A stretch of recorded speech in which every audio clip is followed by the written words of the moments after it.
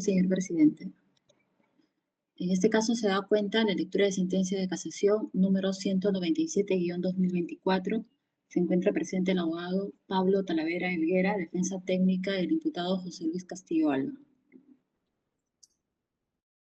Esta sentencia se dicta en el marco del recurso de casación por las causales de infracción de preceptos materiales y vulneración de la garantía de mediación, interpuesto por la defensa del encausado José Luis Castillo Alba contra el auto de vista, corregido por resolución de forma 7500, y revocando el auto de primera instancia, declaró fundado requerimiento de prisión preventiva por 36 meses.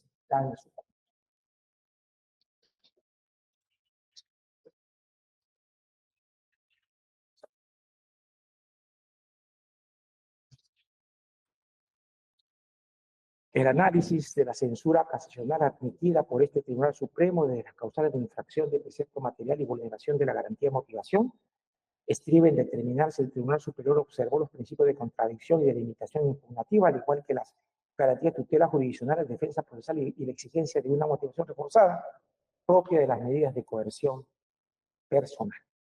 Específicamente se aceptó fiscalizar, 1, si se incorporó una resolución de vista a la relación de los elementos de convicción del fumus delicti comici debidamente alegados y si se respondió los agravios de su parte en oposición al recurso de la Fiscalía. 2, si se analizó el principio de proporcionalidad, pese a que no fue materia de apelación, y los datos para valorar el peligro de obstaculización fueron aportados por el Ministerio Público y si razonó acerca de los elementos investigativos de las premisas que sustentó el análisis del peligro de obstaculización. Además, si las publicaciones periodísticas que cuestionan a la autoridad son un acto de obstrucción a la justicia. Y 4, si la denuncia interpuesta contra el colaborador Ríos Montalvo constituye peligro de obstaculización y cómo se justificó. Es un presupuesto previo. En el caso de Gindar, es si ya se produjo un supuesto de sustracción de la materia. En vista que mediante oficio 48/2004, el Tribunal Superior informó que el 23 de febrero de 2024, el juez del sexto juzgado de la investigación preparatoria nacional concedió el cese de la prisión preventiva al encausado Castillo Alba, resolución que sin embargo se encuentra pendiente de vista de apelación. Este hecho procesal fue puesto en conocimiento de esta Sala Suprema con posterioridad a la calificación del recurso. La sustracción de la materia, artículo 321.1 del Código Procesal Civil, tiene lugar cuando una circunstancia extraordinaria, en este caso la emisión de una resolución judicial posterior, sustrae del conocimiento al órgano judicial del objeto de la decisión que debe dictar. Si bien un auto de cese de prisión preventiva sustrae del examen impugnativo la inicial medida de prisión preventiva dictada, no obstante, para que ya no tenga razón de ser el presente procedimiento de impugnación casacional del mandato inicial de prisión preventiva, es necesario que el auto de cese de prisión preventiva haya adquirido firmeza. En el presente caso aún no se ha producido la firmeza desde que el indicado auto fue apelado y aún no se resuelve. Luego, no es firme, por lo que no puede entenderse que se produjo una sustracción del objeto del recurso de casación respecto a la medida inicial de prisión preventiva. Ahora bien, he de tener presente que solo corresponde al Tribunal Supremo, en mérito del recurso de casación, examinar si el Tribunal Superior incurrió en concretas infracciones normativas, errores legales, al resolver el recurso de apelación interpuesto en este caso por la Fiscalía y la defensa del encausado Castillo Alba, en tanto en cuanto fueron destacados por el recurrente en casación con una argumentación propia y novedosa respecto de lo decidido en segunda instancia. Lo relevante para la casación sustanciada ya en la doble instancia es fiscalizar, solo fiscalizar, la corrección de la resolución de vista desde las causales de casación invocadas, especialmente el control de los estándares empleados para decidir por el Tribunal Superior, no el acierto o el desacierto de la resolución de vista. Ello importa un esfuerzo de un refuerzo de la monofilaxis y la unificación de la doctrina jurisprudencial, como viene del recurso de casación, en aras de garantizar la seguridad jurídica y la igualdad ante la ley. Por otro lado, he de destacar que el ámbito de la resolución de vista o de casación, según los casos, son las pretensiones hechas valer por las partes en sus escritos de impugnación, específicamente la causa de pedir, esto es, los hechos jurídicos o hechos con trascendencia jurídica al que el precepto legal asocia el surtimiento de los efectos jurídicos previstos en él enlistados en la petición. Se excluyen, por tanto, los hechos intrascendentes, que en subyúdice serían los indicados por los artículos 253 y 268 del Código. En concreto, tratándose de la pretensión impugnativa en su ámbito objetivo, de lo planteado en sede impugnativa, de suerte que está prohibido resolver problemas distintos de los probablemente planteados en la sede recursiva correspondiente. En cuanto al principio de intervención indiciaria concretado en el presupuesto de sospecha fundada y grave o vehemente, se tiene, uno, el juez de la investigación preparatoria, más allá de fijar como dato contextual la referencia al imputado como Pepe Lucho, desde que en el bloque fáctico también es comprendida otra persona bajo la misma referencia y con igual nombre, José Luis Cabaza Roncaya, solo consideró que en ese umbral de sospecha se presentarían 5 hechos, no así, con diversos niveles los restantes 5 hechos. 2. La Fiscalía, en el recurso de apelación, contiene la relativización de la referencia de Lucho, en tanto existen más datos que lo individualizan. Esposo de Adriana e hijo bautizado en la iglesia de Armentares. Así como que se concluya en los demás hechos que el estándar de sospecha no sería fundado y grave. En especial destacan los hechos vinculados a los casos de habeas corpus, lo relativo a la elección de Velázquez Benítez como presidente del Consejo de la Magistratura y en la elaboración de la sentencia vinculante sobre el lavado de activos. 3. La defensa del encausado Castillo, en el recurso de apelación que interpuso, controvirtió el nivel de sospecha en lo atinente a los casos de habeas corpus de Javier Alvarado González y de Orlando Velázquez Benítez, y los hechos referidos al bautizo del hijo de su defendido, la designación de su hermano como servidor en la Corte Superior del Callao y el viaje a Trujillo. Señaló 4 agravios concretos y denunció lo indebido de la valoración de los elementos de investigación. Así como el juicio de proporcionalidad, acotó que el propio juzgado estimó que no existía riesgo de fuga y de entorpecimiento y que, por tanto, no es proporcional imponerle medidas restrictivas por innecesarias y estrictamente desproporcionadas. 4. El Tribunal Superior consideró que, según lo apuntado en su fundamento de derecho segundo, folios 16 a 34 del auto de vista, existiría una falencia de derecho en el auto de primera instancia de arribar a conclusiones parciales diferenciadas sobre cada circunstancia o hecho y su nivel de sospecha, lo que verificar la evaluación individual de los elementos investigados revela la presencia de indicios contingentes plurales, concordantes y convergentes. Es decir, una alta probabilidad de que el recurrente fue integrante de la acción criminal Los Cuellos Blancos del Puerto, sin que consten contraindicios consistentes. Folio 52 del auto de vista. El cuestionamiento de la Fiscalía fue asumido globalmente en bloque, pero el Tribunal Superior adicionalmente no efectuó un análisis específico de los cuestionamientos impugnativos del encausado casacionista. Sus agravios puntuales no fueron explicitados o respondidos, pese a que importaban hechos con relevancia jurídica que, de ampararse, podían enervar la conclusión de sospecha fuerte asumido por el juzgado en 5 hechos. Se citó medios de investigación y se argumentó sobre su utilidad para enervar los cargos. No hay respuesta sobre estos puntos impugnativos. Cabe aclarar que si la imputación de integración en una organización criminal consta de varios hechos que la sustentan, cada hecho debe ser objeto de afirmación consistente por la Fiscalía y de verificación probatoria por el tribunal. Evidentemente, unos pueden estar acreditados con el umbral legalmente exigido y otros no, lo que dependerá del material instructorio aportado, aunque por la naturaleza y alcance del tipo delictivo en cuestión de un injusto de organización, para afirmarlo no necesariamente se requiere que todos estén construidos probatoriamente. Basta aquellos declarados probados que por su entidad y cualidad permitan dar por establecida la integración en una organización criminal. Por lo demás, en esta clase de delitos la valoración probatoria no puede ser homóloga a los casos de delitos simples sin ese contenido grupal organizado, por la que las inferencias probatorias deben tener en cuenta los elementos de contexto y el modus operandi de la organización. Es verdad que no se trata de exigir una pormenorizada respuesta a todas las alegaciones de las partes, sino que basta con que el juzgador exprese las razones jurídicas en que se apoya para adoptar su decisión. Pero cuando se trata del proceso penal, y más aún en razones coercitivas que afectan el derecho a la libertad personal, esta exigencia es más intensa. Ha de estar ajustada al tema de impugnación, de modo que debe razonarse aquellos elementos de vital importancia y que sean determinantes de la decisión adoptada, concordantes con los supuestos en que la Constitución permite su afectación. En consecuencia, se incurrió en una motivación incompleta. El fumus delicti comicio no fue razonado como era necesario. No está en discusión con motivo de prisión preventiva, como motivo de prisión preventiva, el requisito de gravedad del delito atribuido. Ahora, pena superior a 5 años de privación de libertad. Decreto legislativo 1585.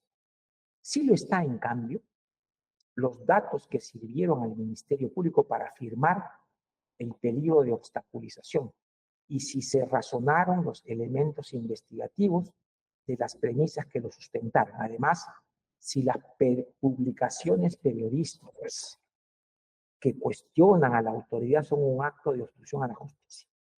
Cabe decir que los pedidos de cuestión han de ser fundados y concretos. Cabe aclarar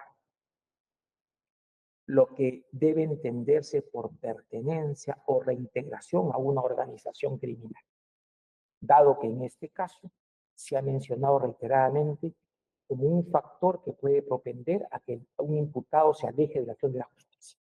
Ex artículo 269, numeral 5 del Código. Tal pertenencia o integración, sin embargo, debe ser de una organización criminal no desarticulada. Esto es vigente y operativa, de modo tal que si ya no existe o su nivel de actividad está claramente disminuida y no está en condiciones de apoyar la fuga o el ocultamiento del imputado, no es posible entender que el peligro de fuga es latente o altamente probable. Se requiere de la presencia activa de la organización criminal, por lo que es de rigor valorar con qué recursos cuenta, el número de integrantes con capacidad de realizar maniobras de ocultación del imputado. No es de recibo únicamente mencionar que la organización delictiva, sino que es del caso describirla y realzar su fuerza y estructura para dar cobertura de huida a uno de sus miembros. Se debe valorar además la intensidad de las vinculaciones o desafección del imputado con la organización criminal. El juzgado de la investigación preparatoria rechazó la presencia de peligro de fuga. Solo existiría como factores que lo asumen la magnitud del daño generado y la pertenencia a una organización criminal. Folio 53 del auto de primer grado. De igual manera, desestimó el peligro de obstaculización al descartar los 5 bloques de medios investigativos agotados por la Fiscalía y valoró positivamente los medios de descarga. Folios 63 a 70 del auto de primer grado. La Fiscalía, en su recurso de apelación, objetó en relación al peligro de fuga los 3 arraigos: familiar, laboral y domiciliario. Y en cuanto al peligro de obstaculización, afirmó su existencia a partir, 1, de las solicitudes que presentó para desacumular la causa y para acumular esta investigación a otro procedimiento de investigación. 2, al hecho de que la fiscal Rocío Sánchez Saavedra lo habría encubierto, conforme al informe de otra fiscal, Magali Quiroz Caballero, respecto de su conducta. 3, a la influencia ejercida a los abogados Servigón Nakano y Ganosa Céspedes para que declaren falsamente.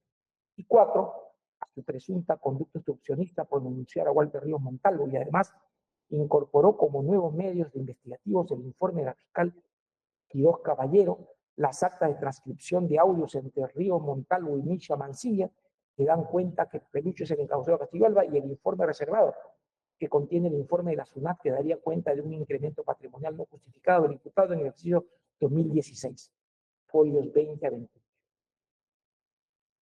Por su parte, la defensa del encausado Castillo, en su recurso de apelación, no replicó el análisis del juez de la investigación preparatoria al rechazar los pedidos de fuga y de obstrucción, pero resaltó que ello resulta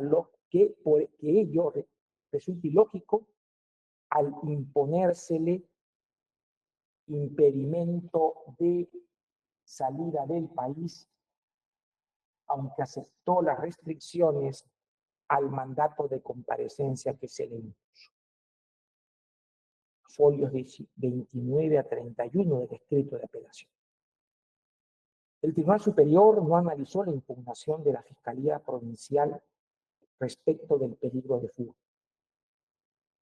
Desde este punto no integra el recurso defensivo del imputado, por lo que carece de relevancia casacional. En lo atinente al peligro de obstaculización, apuntó: 1. Que está probada la información extraoficial proporcionada por el imputado a un periodista del diario La República para desacreditar el trabajo fiscal, así como otro periodista del portal Sudaca, lo que revelaría su capacidad para inducir a consignar información que pone en riesgo el procedimiento a cargo del Ministerio Público. 2. Que se obvió analizar la influencia sobre 2 testigos abogados para que declaren falsamente al no vincularlo en los hechos, hecho que está acreditado. Y 3, que ante las indicaciones en su contra formuladas por Río Montalvo, primero pidió se le abra investigación preliminar para el esclarecimiento de los hechos, y segundo, logró que se inculpe formalmente a Río Montalvo por delito de denuncia calumniosa y incursión en su agravio, lo que estaba dirigido, merced a su denuncia, a obstruir el avance de las investigaciones e inducir a funcionarios del Ministerio Público a realizar comportamientos de obstrucción tramitando por cuerda separada las acciones del imputado. La Fiscalía Provincial, como juez puesto supra 1B, planteó 4 objeciones impugnativas respecto al peligro de obstaculización. De ellas, el Tribunal Superior solo examinó los subpuntos 3 y 4. Influencia ejercida a los abogados Hermigón Nakano y Lanosa Céspedes para que declaren falsamente, y conducta obstruccionista por denunciar al colaborador Walter Ríos Montalvo. El Tribunal Superior no definió qué artículos periodísticos serían materia de obstaculización, en qué medida menoscaba o lesionó un acto de investigación, ni realizó un juicio de ponderación entre derecho de defensa, libertad de expresión y crítica, más aún si estimó implícitamente que esta última libertad se ejerció fuera de los marcos constitucionalmente protegidos. Cabe aclarar que el juzgado en la audiencia de prisión preventiva, mediante la resolución 5 de 4 de mayo de 2023 de FUCAS 4607, declaró tener por no presentado el escrito de integración al requerimiento de prisión preventiva de FUCAS 4501, a mérito del cual se adicionaban elementos de convicción, entre ellos información de fuente abierta como artículos de los 2 periodistas, entre otros. Que la apelación del fiscal contra dicha decisión judicial fue rechazada de pleno derecho por el Tribunal Superior por auto de 11 de septiembre de 2023, lo que desde ya pone en cuestión la referencia a este hecho jurídico.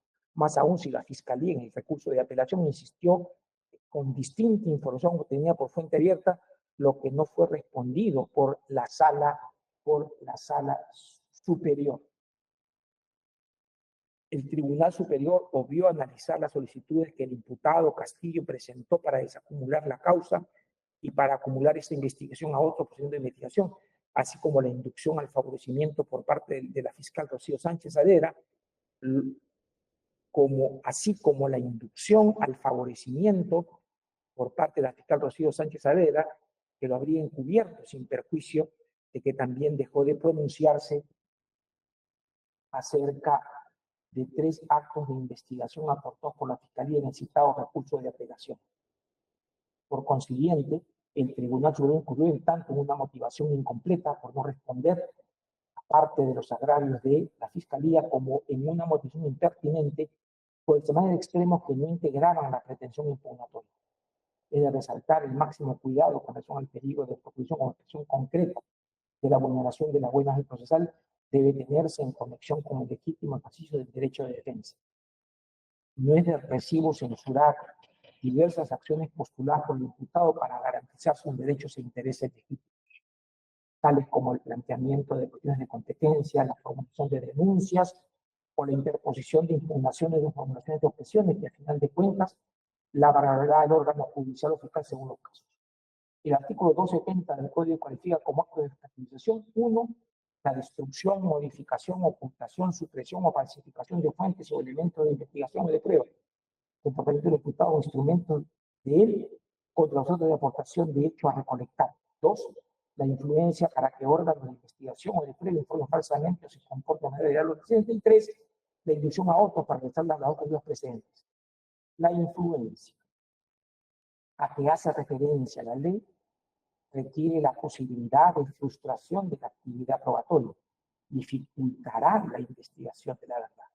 Situación que no se puede juzgar en abstracto, sino con referencia al caso particular, a los hechos que indica la ley procesal, y que debe contarse con fundamentos suficientes para afirmar la realidad de ello. A final de cuentas, debe estar expresado en la resolución coercitiva. Otro punto casacional es si el auto de vista se analizó, si en el auto de vista se analizó indebidamente el principio de proporcionalidad pese a no integrar el agravio impugnativo. El juzgado, tras analizar el presupuesto y los dos requisitos de la prisión preventiva, en el 12º fundamento de hecho analizó lo que denominó desde proporcionalidad, que lo vincula al análisis del presupuesto y los requisitos de la prisión preventiva desde el juicio de idoneidad, necesidad y distinta proporcionalidad, a partir de cual se estimó que no resulta proporcional imponer una prisión preventiva. La defensa del encausado Castillo solo impugnó la corrección de este texto respecto a la imposición de una de la ley de impedimentos de salida. El fiscal por ejemplo lo hizo mención al presupuesto y los requisitos de la prisión preventiva entre la vulneración de legalidad y la incorrecta valoración de la prueba. No mencionó el principio de proporcionalidad. El Tribunal Superior analizó la proporcionalidad por entender que es un precepto general para abordar la imposición de cualquier medida de coerción, que no requiere una expresa petición de parte. Y a este respecto realizó los juicios de necesidad, idoneidad y proporcionalidad en sentido estricto, cuya conclusión fue favorable a la imposición de la medida de prisión preventiva contra el encausado recurrente. Ver punto 554, folios 63 y 64 del auto de vista. El artículo 256 del Código, en su apartado 2, estatuye que la restricción de un derecho fundamental, en este caso la legalidad penal, requiere el cumplimiento de legalidad penal e intervención indiciaria. En su apartado 3 dispone que la restricción de un derecho fundamental en lo pertinente y propio de la primera víctima debe ser indispensable para el riesgo de fuga y justificación de la guarda. En lo conducente, el artículo 268 del Código identifica el presupuesto de la mandato preventiva, fijando el estándar de prueba correspondiente, y luego los artículos 269 y 270 enuncian ciertos elementos objetivos o conjuntos. La concordancia de las disposiciones legales citadas obliga a distinguir de un lado las características generales de la prisión preventiva y de otro, el presupuesto y los requisitos de la misma. Las características generales, respetando la legalidad material y procesal, son específicamente la excepcionalidad y la proporcionalidad, siendo la primera que la regla general ha de ser la libertad del imputado durante la pendencia del proceso y consecuentemente que la privación de libertad ha de ser la excepción, con primacía de favor de libertad y sobre el otro reo libertad. Y por tanto, la interpretación y la aplicación de las reglas que contienen con carácter restrictivo y a favor del derecho fundamental a la libertad, que tal derecho restringe. La ley, de forma taxativa y razonablemente detallada, debe prever los supuestos de prisión preventiva y el procedimiento a seguir. Mientras que la segunda importa que no toda finalidad justifica la prisión preventiva, sino que esta drástica medida solo es admisible para la consecución de ciertos fines constitucionalmente legítimos: aseguramiento del normal desarrollo del proceso y la ejecución del fallo, teoría de los dos peligros, estando prohibida la búsqueda de fines punitivos o de anticipación de pena o fines de impulso de la investigación, propiciando la investigación, la obtención de pruebas de declaraciones de los investigados, entre otros supuestos proscriptos. final de cuentas, la prisión preventiva solo puede acordarse cuando resulte imprescindible y no hay alternativas menos gravosas que sirvan para la finalidad de aseguramiento penal de quien se presume inocente. El presupuesto y los requisitos de la prisión preventiva son absolutamente estipulados en los artículos 268, 269 y 270 del Código. Siendo así, es evidente que tratándose del examen jurisdiccional de la prisión preventiva, en todo lo grado del proceso penal positivo debe analizar la finalidad de la medida, en tanto en cuanto dice del requisito requerido de penetración procesal y define totalmente sus propios fines, gravedad del hecho, peligro de fuga y o de obstaculización. El primero, proporcionalidad en sentido estricto, y los restantes, idoneidad y necesidad. Si el Tribunal Superior, a diferencia del juzgado de interés paratoria, estima que se cumplen el presupuesto y los requisitos legales de la acción preventiva, inevitablemente para ponderar la viabilidad constitucional de la medida, debe cuidar que ésta sea idónea, necesaria y estrictamente proporcional. A partir de un inevitable canon de constitucionalidad, que es, como ya se dejó sentado, una característica general de la prisión preventiva. La Fiscalía afirmó que en su judice se cumplían el presupuesto y los requisitos de la prisión preventiva, y si bien no extendió su análisis a las características generales de la misma, ello no implica que estaba de acuerdo con el juicio de responsabilidad realizado por el juez Acuo, pues su petitum al juez Acuen era que se imponga al imputado mandato de prisión preventiva por haber cumplido a su juicio las exigencias del artículo 268 del Código. Es pues obligatorio para el órgano judicial referirse al juicio de proporcionalidad como al de excepcionalidad y legalidad cuando considere que la causa pretende el fiscal tiene amparo constitucional y legal. Es evidente, como ya se insistió recurrentemente, que las resoluciones coercitivas deben expresarse en una resolución judicial motivada que haya sido suficiente y razonada, de modo que se pondere la concurrencia de todos los extremos que justifican su acción y que esa presión no resulte arbitraria, es decir, que no resulte acorde con las pautas del normal razonamiento lógico y especialmente con los fines que justificaron la institución de la prisión preventiva. Luego no se incurrió en una motivación impertinente y en una incongruencia ultratécnica. Por ello, este motivo debe desestimarse. En conclusión, los recursos de casación presentados por la defensa del imputado actual es fundado en lo que respecta al establecido en los fundamentos de derecho cuarto, quinto y sexto, y solo por la causal de vulneración de la garantía de motivación.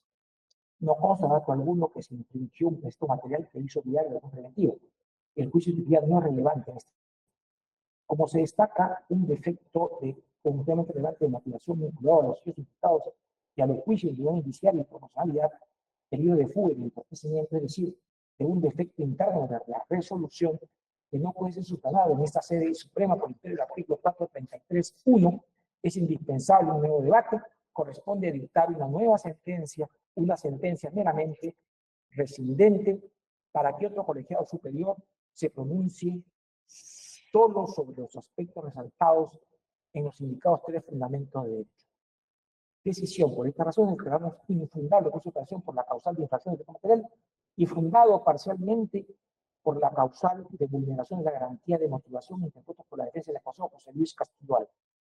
Casaron el auto de vista, ordenaron que otro colegiado dicte nueva resolución previa a esa apelación, atento a los seguidos fundamentos de derecho cuarto, quinto y sexto de la presente sentencia casatoria, registrándose. Queda así entonces leída la presente sentencia casatoria. Buenos días, la audiencia ha concluido.